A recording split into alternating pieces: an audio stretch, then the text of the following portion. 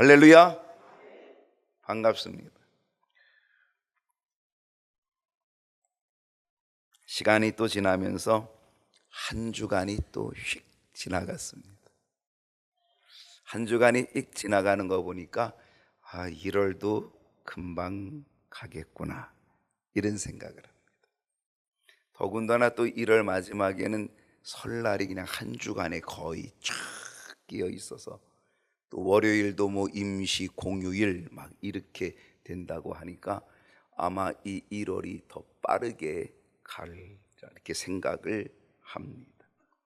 오늘 한 주간이 또 지나면서 1월의 두 번째 주일 맞이했습니다. 지난 주일이 신년 첫 주일이었는데 또 두 번째 주일을 맞이했습니다. 지난 주간은 맹추위가 좀 있었습니다. 올 겨울 들어서 가장 추운 그런 시간들을 보냈는데 어떠셨는지 모르겠습니다.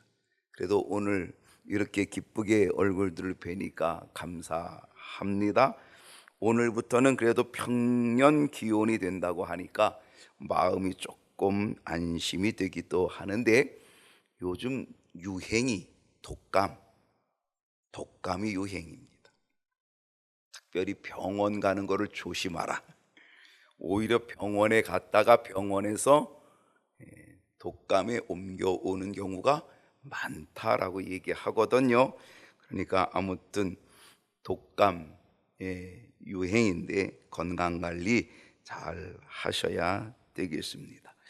추운 날씨이지만 오늘도 변함없이 주님의 전에서 예배하는 우리 모든 성도님들 주님의 이름으로 기쁘게 환영하고 축복합니다. 우리 옆 사람하고 인사합시다. 잘 오셨습니다. 큰 은혜 받읍시다. 네, 오늘 1월 두 번째 주일 함께 여러분과 나눌 말씀의 제목은 계속되는 제목입니다. 예수님께서 하신 일. 언제부터 했어요? 작년 말부터 했습니다. 2년에 걸쳐서 하고 있습니다.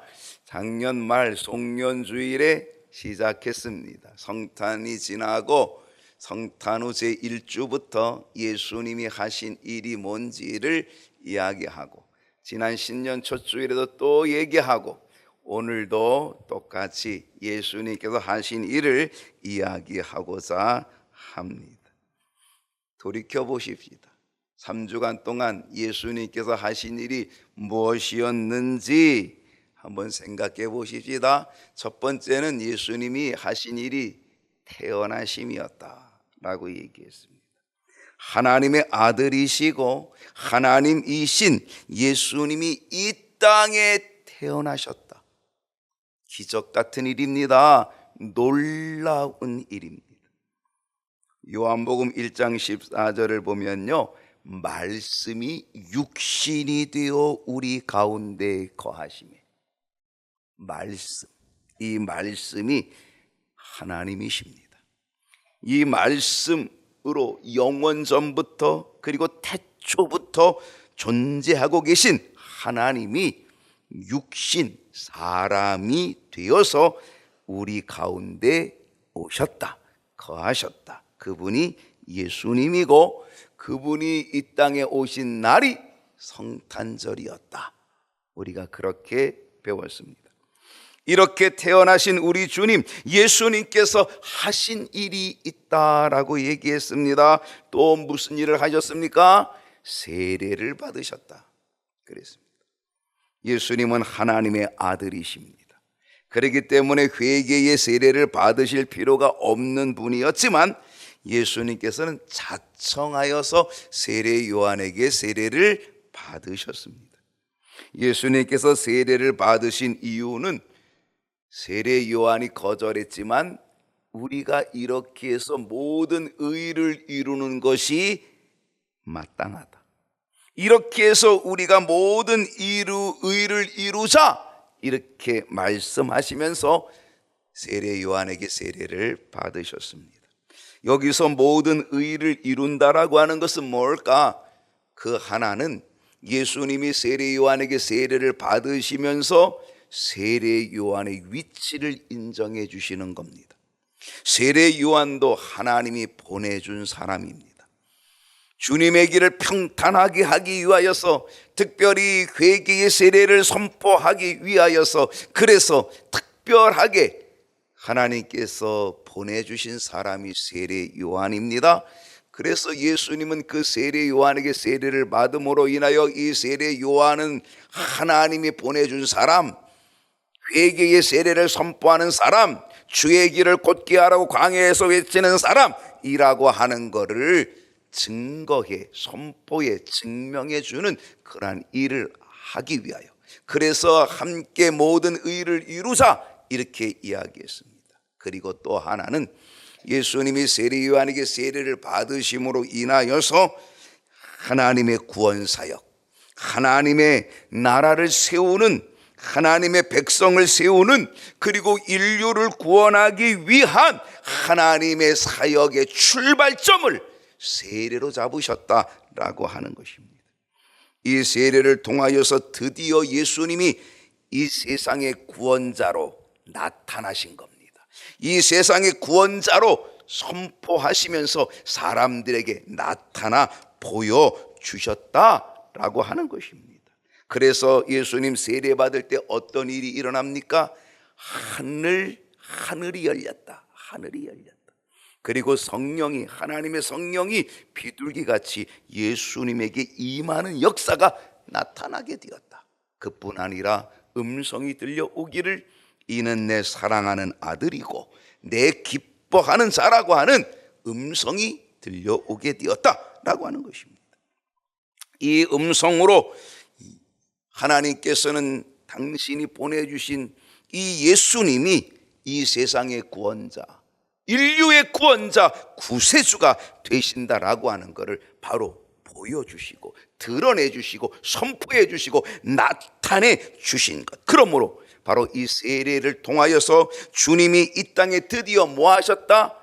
우리의 구원자로 현현 증거되고 나타나 보여주신 것입니다. 오늘이 교회력으로요, 주현절 제1주입니다. 주현이 뭐냐면 주님이 나타나셨다. 주님이 태어나신 것뿐만이 아니라 주님이 이제는 이 땅에 활동하시면 나타나셨다. 성탄절이 지나고 이제는 주현절의 절기가 되었습니다. 주님이 나타나 보이셔 구원자로 나타나 보이신, 현현하신 그 일, 그게 바로 세례를 통하여 그렇게 하셨다는 겁니다. 그리고 예수님이 하신 일 세 번째는 시험을 받으셨다. 이게 지난주에 함께 나누었던 겁니다. 시험 받으셨다. 예수님은 이 땅에서 공적인 사역, 구원의 사역을 하시기 위하여서 우리 주님은 광야에서 40일을 금식하십니다. 마태복음 4장 2절을 보십시다. 40일을 밤낮으로 금식하신 후에 어떻게 하셨다고요? 줄이셨다. 40일을 금식하면 어떻게 될까? 저도 안 해봐서 잘 모릅니다. 그런데 40일을 금식하면 사람이 반쪽 될 것입니다. 20일을 금식해도 20kg가 빠진다고 얘기합니다. 다이어트 하고 싶은 분은 도전해 봐도 괜찮겠습니다.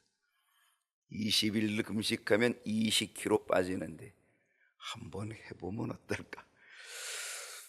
그러나 금식 쉽게 하면 안 됩니다. 40일을 금식하였던 우리 예수님, 육적으로는 엄청 지쳐있고 줄이셨다라고 하는 거죠. 지쳐있는 상황, 인간의 약점 알고 있는 이 마귀가 예수님을 공격해 옵니다. 그리고 시험합니다. 그 약점을 결코 놓치지 않고 시험합니다. 마태복음 4장 3절에서 이렇게 시험했습니다. 다 같이 읽어볼까요? 시작.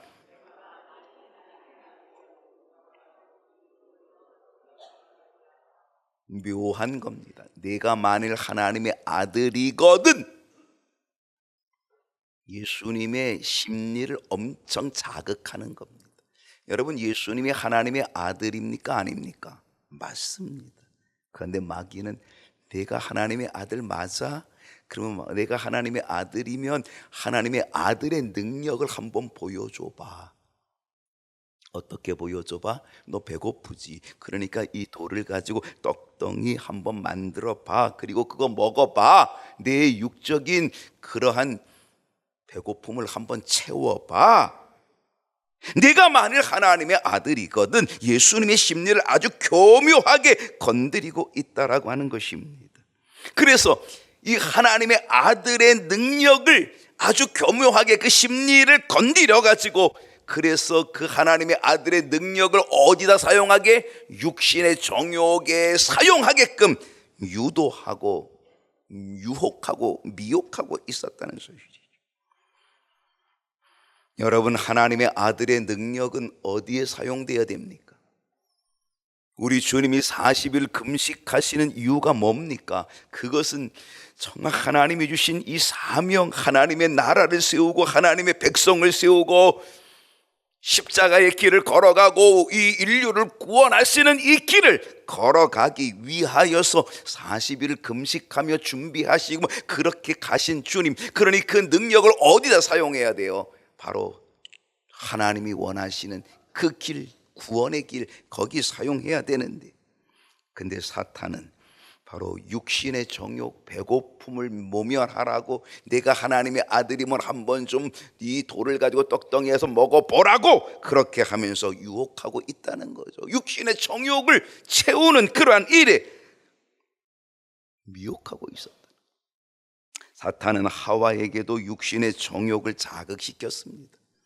하나님이 이 동산에 있는 모든 나무 먹지 말라고 했냐, 모든 실과 먹지 말라고 했냐, 그러면서 이 육신의 정욕을 자극시키고, 그리고 어떻게 해서 그래서 먹지 말라고 하는 게 뭐냐, 저 선악과잖아, 저 선악과 바라봐봐. 그 선악과를 바라보게 합니다.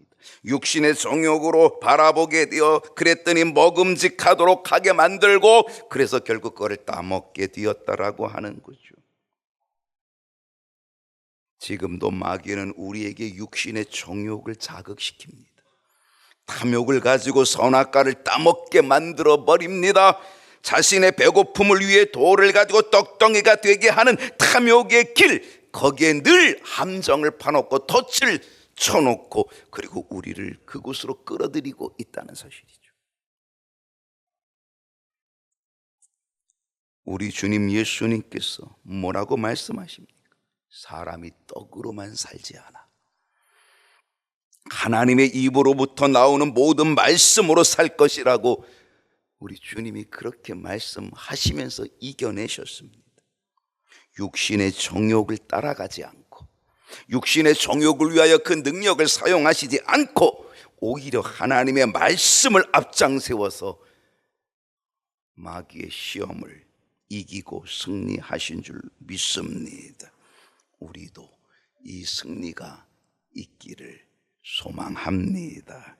첫 번째 시험에 실패한 이 마귀는 계속적으로 예수님을 시험합니다. 예수님은 마귀에게 또 다시 시험을 받으십니다. 어떤 시험인가? 어떤 시험? 첫 번째는 무슨 시험이었다고요? 육신의 정욕. 두 번째는 어떤 시험이었을까? 안목의 정욕입니다. 요한일서 2장 16절 다 같이 한번 천천히 읽어주실래요? 시작.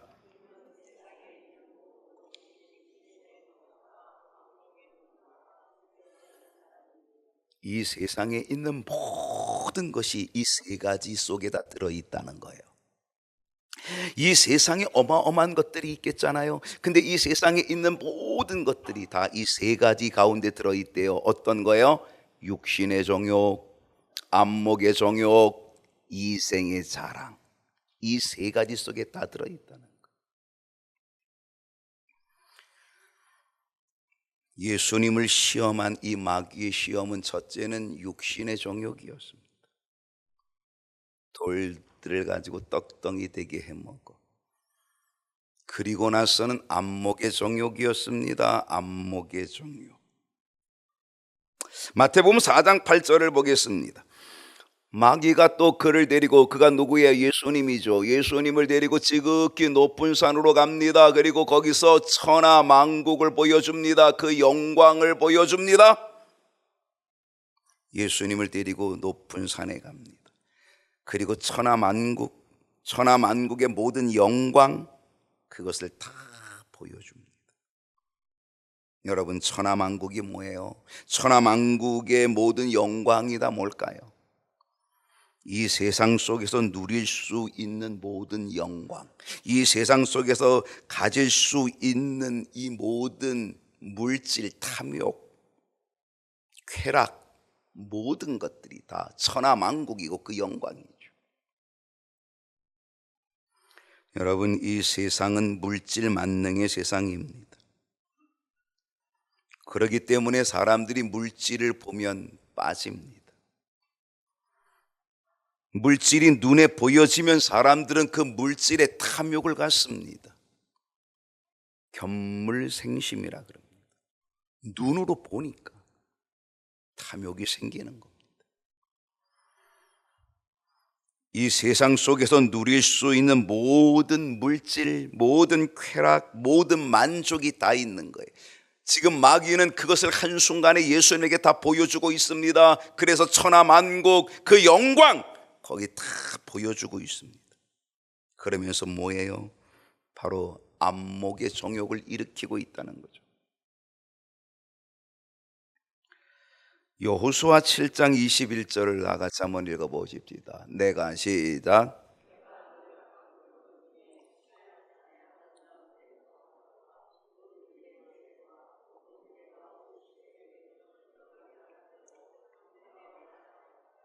누구 이야기입니까?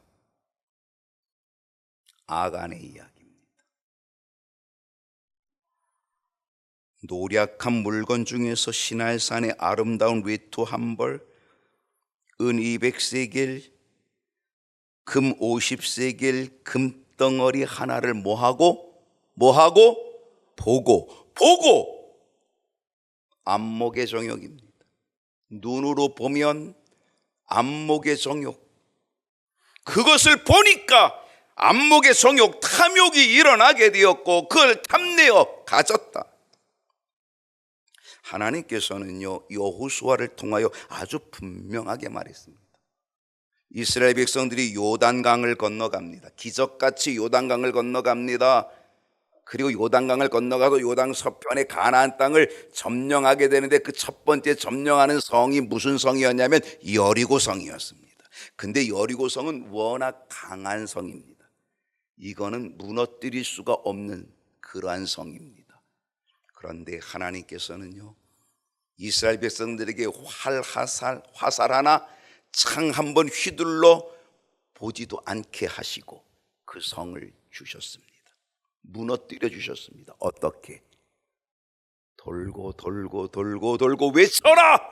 그래서 그들이 성을 돌고 외쳤더니 하나님이 그 견고한 성, 대포를 쏜 적도 없습니다. 화살 한 번 쏜 적도 없는데 그 성을 무너뜨려 주셨습니다. 하나님께서 이 여리고 성을 하나님의 능력으로 무너뜨려 주시면서 여호수아에게 하나님이 뭐라고 말씀했냐? 너희들이 이 여리고 성은 첫 번째 성, 이 성을 점령하였을 때 이 성은 내 것이다. 이 안에 있는 물건은 전리품, 이거는 내 것이다. 이건 거룩히 나에게 바쳐진 첫 번째 예물, 첫 예물. 그러니까 이건 내 것이니 너희들은 절대로 그걸 탐심을 갖고 그거 손대지 마라. 하나님께 바쳐졌다, 거룩한 것으로 바쳐졌다. 하나님이 그렇게 말씀했거든. 그걸 탐내면 안 되고 그걸 가지면 안 됩니다. 그런데 아간이요, 그 노략한 물건 중에서 시날산의 아름다운 외투 한 벌, 은 200세겔,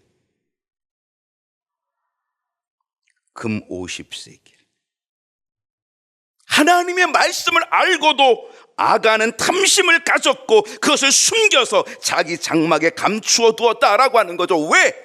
안목의 정욕입니다. 눈으로 봐, 안목의 정욕.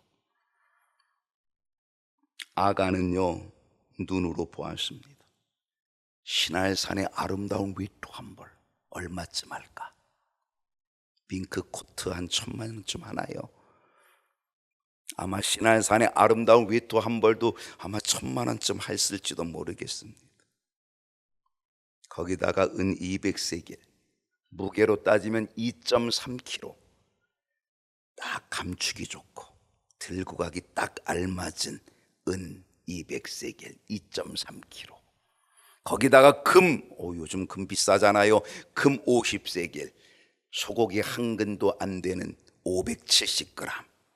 그러니 딱 들고 가기 좋죠. 감추기 좋죠. 이것을 눈으로 보니까 탐심이 나고요, 견물생심이 되고요, 안목의 정욕이 나타나게 되었고요. 그래서 그것을 가져다가 자기 장막에다가 숨겨뒀다는 거예요. 제가요, 계산해 봤어요. 아간이 도대체 이 안목의 정욕을 가지고 탐욕을 가졌던 그게 얼마쯤 될까? 제가 계산해 봤더니요, 대략 1억 원쯤 되더라고요. 야, 아간이 탐심이 날겠구나, 안목의 정욕이 생기겠구나 라고 하는 생각이 들 정도. 그게 한순간에 보니까 뭐 별거 안 되는 것 같은데도 1억 원 정도의 값이 일어나게 됐다는 거죠. 안목의 정욕으로 그것을, 탐심을 가지고 그것을 자기 장막에 숨겨둔 결과가 뭡니까? 잘 살았습니까? 오히려 제비 뽑기 해가지고 제비 뽑고 해서 아간이 뽑히고, 그리고 아간과 그 온 집안 식구들, 자기뿐 아니라 온 집안 식구들이 자기 가지고 있는 모든 재산과 함께 결국은 이스라엘 백성들이 돌을 던져서 돌무더기 속에 죽고 마지요.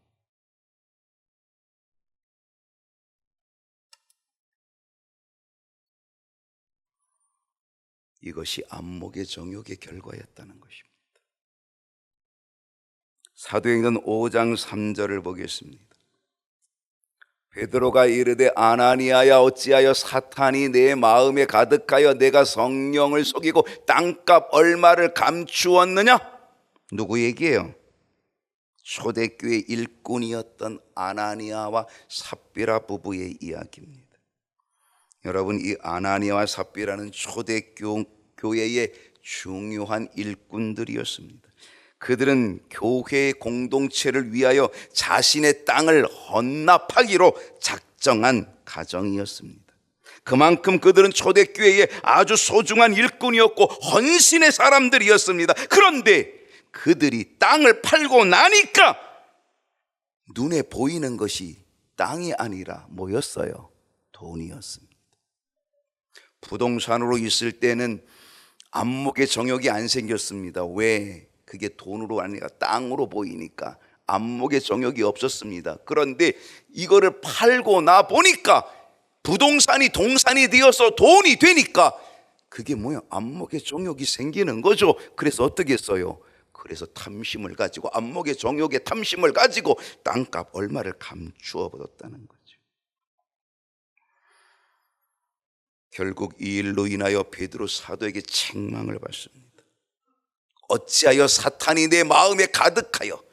바로 이 사탄이 뭘 준 거예요? 안목의 정욕을 준 거예요. 그래가지고 그 돈을 보는 순간에 탐심이, 탐욕이 생겨나게 된 거죠. 그래서 하나님께 바치기로 했던 것, 그 성령을 속이고 땅값 얼마를 감추게 되었다라고 하는 것이요. 그래서 책망을 받습니다. 그리고 그 두 부부가 한날에 죽고 만다는 거예요. 죽음을 맞이하게 됐다는 거죠. 너무너무 안타까운 비극적 이야기. 그만큼 눈으로 들어오는 이 안목의 정욕은 아주 무섭다는 것입니다. 사무엘하 11장 2절을 보십시다. 저녁 때에 다 같이 읽어봅시다. 시작.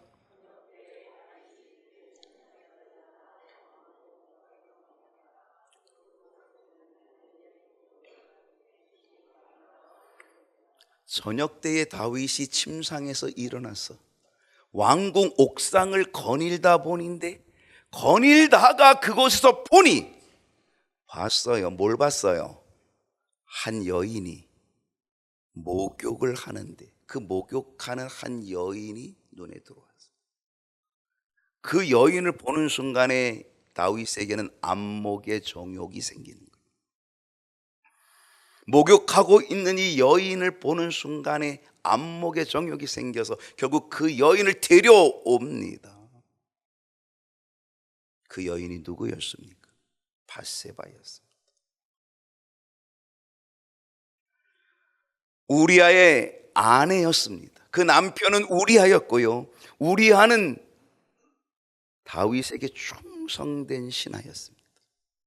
휴가를 보내줘도 집으로 안 갈 정도로 충성된 신하. 자기 전우들이 들판에서 지금 전쟁터에 있는데 내가 어떻게 집에서 편히 잘 수 있냐라고 하면서 집에 안 가고 있었던, 휴가를 줘도 그렇게 했던 충성스러운 신하 우리야. 그런데 다윗이 안목의 정욕으로 밧세바를 취하고, 그리고 어떻게 했어요? 그 안목의 정욕으로 결국은 자기의 충성스러운 신하 우리아를 이방인의 손에다가 내떠넘겨서 그들에게 칼에 맞아 죽게 만들었다는 거죠.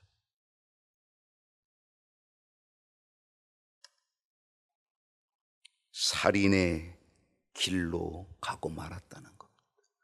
육신의 안목의 정욕이 결국은 살인, 가장 충성스러운 부하를 살인하는 살인의 길로 가고 말았다는 거죠. 우리가 깨달아야 할 것은, 안목의 정욕을 가지면 우리가 봐야 될 것을 보지 못한다는 거예요. 정말 봐야 될 중요한 것을 못 보고 잃어버리고 만다는 것이죠. 민수기 22장 18절 말씀을 보십시다. 발람이 발락의 신하들에게 대답하여 이르되, 발락이 그 집에 가득한 은금, 은과 금을 내게 줄지라도 내가 능히 여호와 내 하나님의 말씀을 어기고 덜하거나 더하지 못하겠노라. 이 이야기는요, 모압 왕 발락이 발람 선지에게 많은 돈을 주고 많은 은금 재물을 주고 이스라엘 백성을 저주해 달라고 청탁하는 이야기입니다. 발람 선지는 하나님의 뜻이 뭔지 분명히 알고 있었습니다. 왜? 하나님이 발람에게 분명하게 당신의 뜻을 말씀해 주셨거든요. 너 이스라엘 저주하지 마. 저주하면 안 돼. 왜? 그 이스라엘 백성들은 복을 받은 백성이야. 그러니 이스라엘 백성들 저주하지 마. 하나님이 그렇게 분명하게 발람 선지에게 얘기해 주셨거든요. 그런데도 발람 선지는요, 눈에 보이는 게 하나님의 말씀이 눈에 보이는 게 아니라, 여러분, 안목의 정욕을 가지니까 하나님이 분명히 말씀해 줬는데도 들리지도 않나요? 그것이요, 그의 눈에 보이지도 않아요. 안목의 정욕을 가지니까 뭐가 보여요? 은금, 폐물, 물질이 보여요.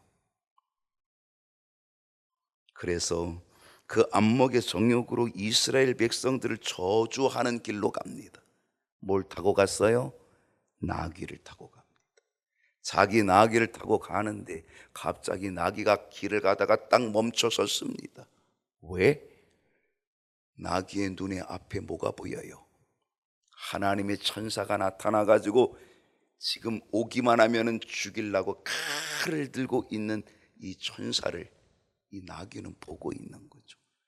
근데 발람은 그거를 못 보고 있어요.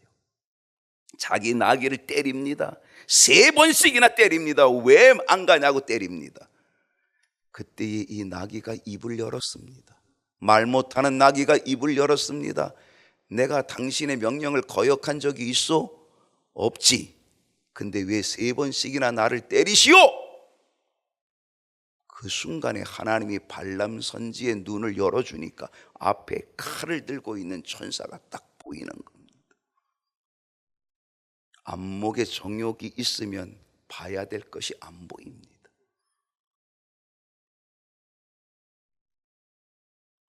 오늘 육신의 안목의 정욕에 빠지면 우리가 정령 보아야 될, 우리가 정령 가야 될 것, 우리가 정령 하나님의 뜻, 그 하나님의 길을 볼 수 없게 된다는 것. 그 안목의 정욕은 무엇을 봅니까? 바로 탐욕, 물질, 탐욕. 창세기 3장 6절을 보게 되면은요, 여자가 그 나무를 본즉 뭐예요? 보니까 안목의 정욕이죠.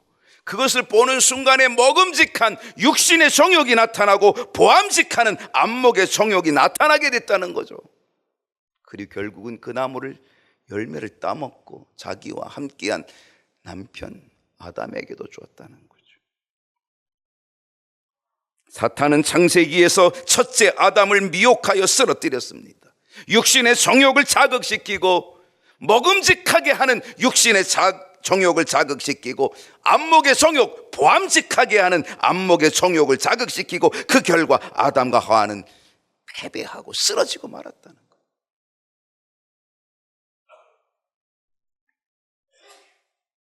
첫째 아담을 공격하여서 육신의 정욕과 안목의 정욕으로 넘어뜨렸던 이 사탄은 둘째 아담으로 오신 예수님도 똑같은 방법, 육신의 정욕과 안목의 정욕으로 넘어뜨리려고 공격해 온 거죠. 그런데 예수님은 이 공격을 물리치시고 승리하십니다.